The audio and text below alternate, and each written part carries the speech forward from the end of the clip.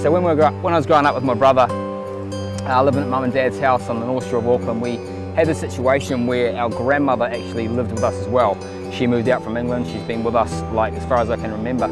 And we used to kind of, I don't know, tease her a wee bit, something like that. We gave her the name Pixie, and all in love, of course.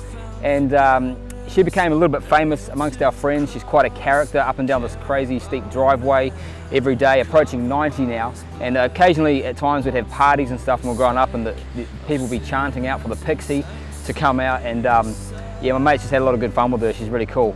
And I remember a time when, you know, as we were growing up, I remember a time when she'd just do some odd things sometimes. And there was a time when she had her glasses on her head, and she's searching around the house looking for her glasses and just wondering where they are. And you know, kind of we realised that the glasses were on her head, so we you know, continued to help her look for them around the house, and even though we knew where they were, until we came to a point where we said, "Hey Pixie, the glasses are on your head."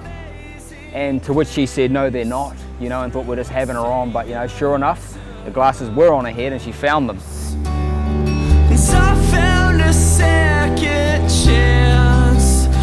There's a story in Matthew chapter 8 where Jesus is with a crowd of people, and he wants to get away, and he says to his disciples, he says, "Let's go to the other side." And then immediately a man, a teacher of the law, a religious leader, apparently the guy who, you know, he knows how to connect to God and all these sorts of things, came to Jesus and he says, "Teacher, I will follow you wherever you go."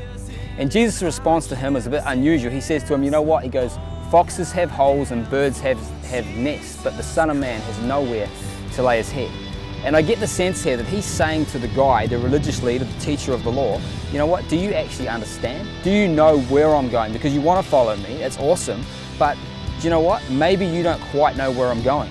Straight away after that, another disciple comes and says, "Teacher," Rabbi says, "Oh, first let me go and bury my father." And Jesus turns to him and says, "You know what, let the dead bury the dead, and we've got to go." And I get the sense here again, he says to the first guy, "Are you sure you know where you're going?" And to the second guy, it's like the sense of urgency of like, we don't have time to worry about dead things, and you just got to leave that behind. We've got to go because we're on a mission.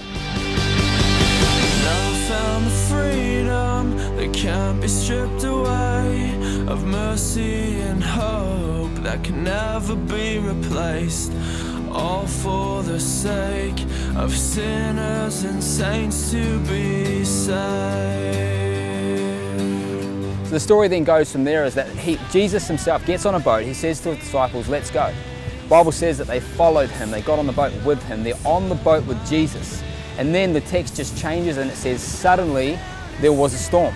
So they're on the boat. They've got the Son of God with them. They're there. Actually, the story tells us that Jesus was asleep and then the storm came. And they were afraid.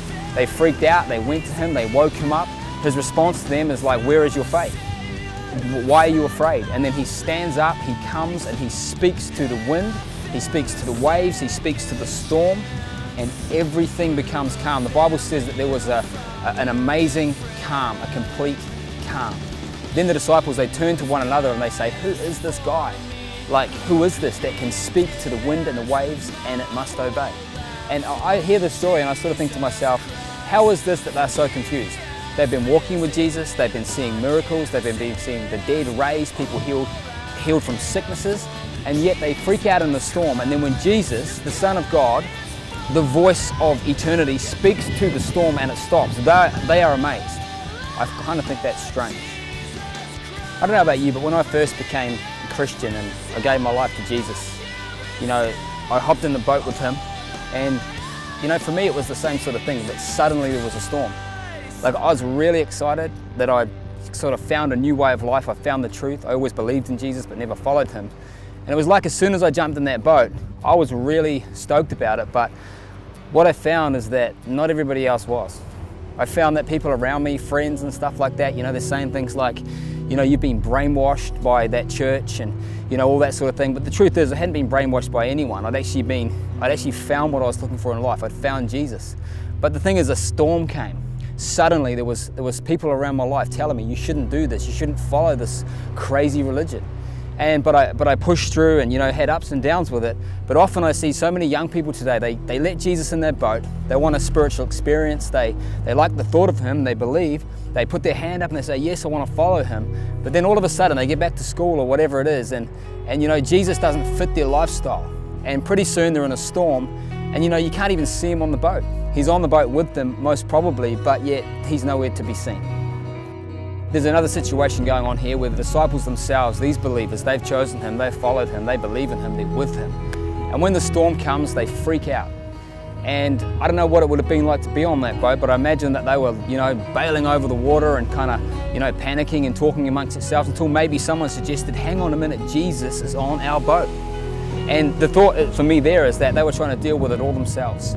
Often in life I try to deal with things myself before turning to God. We've got to always remember that, you know, Jesus is the one who calms the storm. He's the one that can speak to the wind and to the waves, and it must obey. And when we're going through times when we're anxious, you know, because life throws some crazy stuff at us sometimes. I go through times where I feel anxious, I feel wound up, you know, there's a storm going on, I don't really know the answer. And often I'll just kind of try to deal with it myself and make it happen. I'm a man, you know, men often just want to fix the problem. But the truth is that we can do things, we can seek help, but we just must always remember that we need to turn to Jesus and wake him up on our boat. Don't leave him sleeping on our boat, but wake him up, let him have forefront on our boat, let him speak to the storm, and let him be the peace of our lives. And then we will experience a great calm.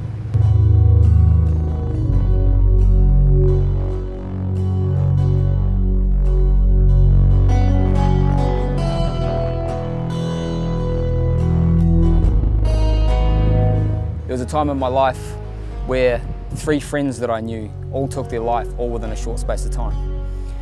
What that says to me is like these guys weren't walking with Jesus, they weren't in church, although there was a hunger and a desire there that I'd seen over times. But what that says to me is that this world is crazy at times, and the Bible tells us that that hope deferred makes the heart sick. When a person's hope is gone through a situation, their heart becomes sick, and out of that, the Bible says, the issues of life flow, and out of our mouth and we speak, but we begin to form a lifestyle of actions based upon maybe sometimes the hope that we have or the purpose we have in life. And for my 3 friends, all in the short space of time, all one after another, even in the same way, it was obviously a lack of hope. There was something that had gone wrong, but we weren't aware of this at the time. It didn't look like these guys had their lives all messed up and were just totally lost, but they were.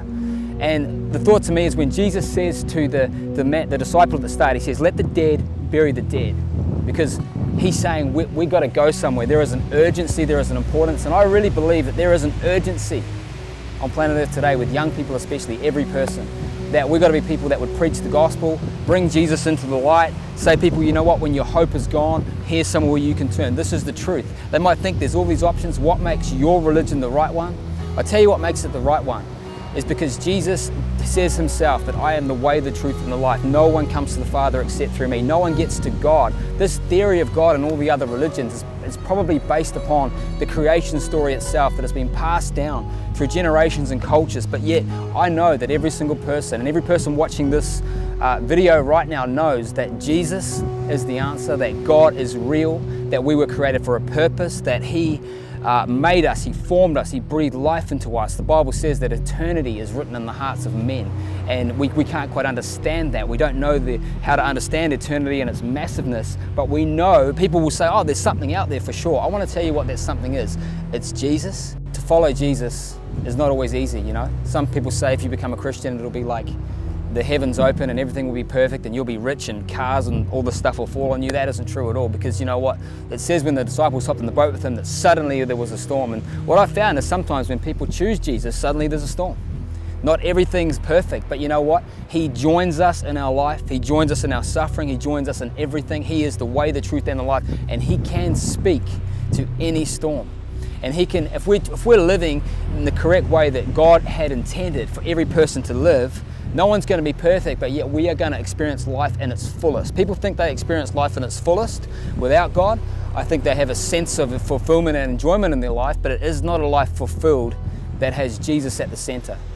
Jesus is the author and the perfecter of our faith. He is the Prince of Peace. Any storm in your life, anything that is going on for you today, allow Jesus to be the voice that comes through your life and speaks to the storm. And your anxiety, your lack of peace, your problems, they can fade away if we put our trust in Jesus and we walk in His ways.